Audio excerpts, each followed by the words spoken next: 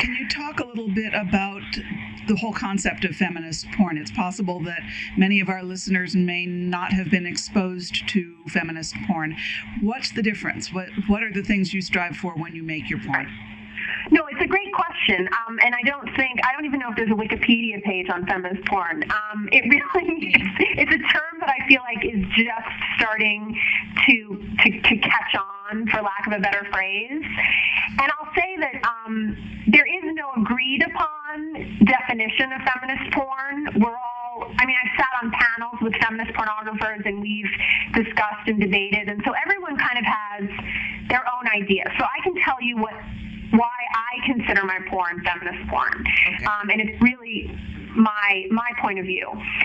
And a big part of it for me is about creating an environment that's really collaborative with the performers. So I'm not really interested in casting a woman and having her show up and me say, hey, you're going to have sex with this guy who you just met over there on the kitchen counter in these 5 positions, and then we'll go home. I actually want the performers to participate in their own representation. And as part of that, I also want to give them space to speak for themselves. So a big part of my porn involves interviews with the performers, where they get to talk about their lives in porn and outside of porn, their sexuality, what they like about their jobs, what their families think, what their relationships are like. And I feel like this really gives them the space to speak for themselves, which most mainstream media does not let sex workers in general speak for themselves.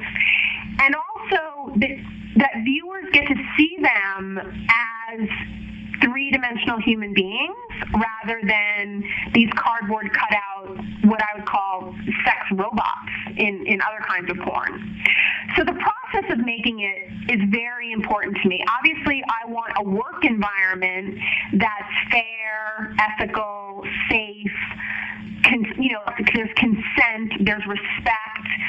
And I want to demonstrate through my actions, the way that I treat performers and the environment that I create, that I value their work as sex workers. And they are entitled to have a really positive work experience and a really healthy work environment. I think there are some people, unfortunately, in porn who don't have the same standards that I do and would say, well, why do we need soap in the bathroom? I mean, this is just porn, for Christ's sake. They're porn stars. Who cares? And that's unfortunate, but I feel like, no, actually they're entitled to a really great working environment, and when you create that environment, in my experience, they really open up, they really step up to the plate, and they share a piece of their sexuality with you, which is really what I want. I want them to share with me whatever they're willing to on camera. So it sounds like you're trying to work toward a model of porn that sidesteps the issues with objectification that have traditionally been the complaint of feminists about porn.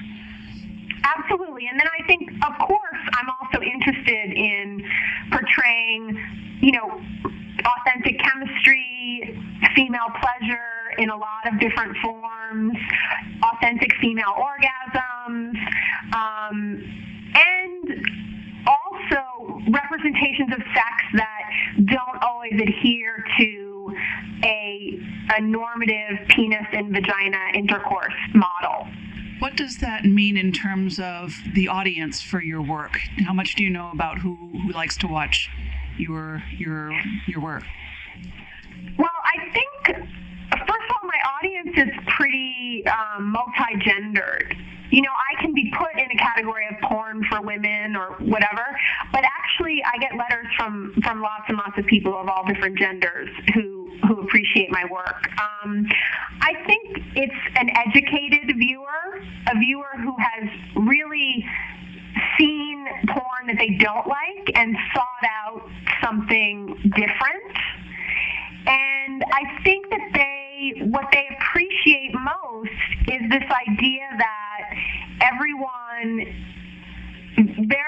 seems to be enjoying themselves. There doesn't seem to be this sort of show being put on. There's no ambivalent looks or actions, which is a big turnoff for me in porn, ambivalence. And people appreciate that I have a mission and a vision, and I'm trying to do something different.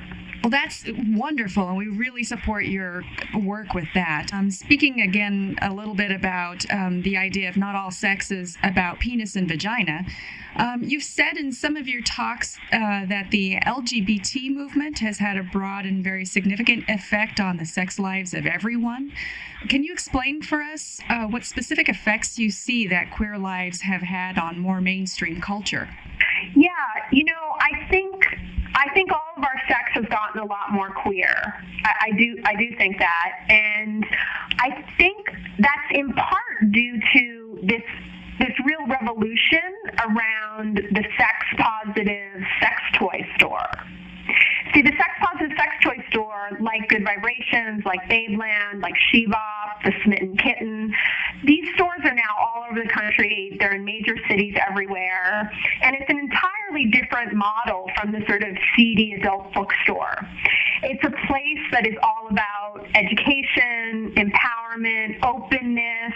Come walk through the door. This is a really beautiful store. It looks like the Apple store, except we're not selling computers or iPods. We're selling sex toys.